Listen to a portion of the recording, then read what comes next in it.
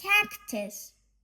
You won't want to touch a cactus by mistake. These desert plants are lined with neat rows of sharp spines. The prickly protection stops thirsty animals from getting at the water stored in their sponge-like stems.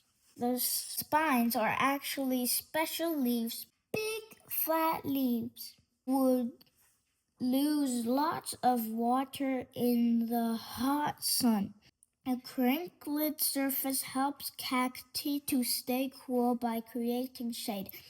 Deserts in Mexico and the U.S. have the largest species of the cactus in the world.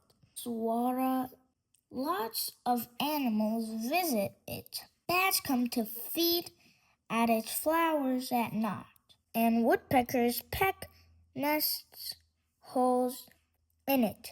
When the woodpeckers move, tiny elf owls move in.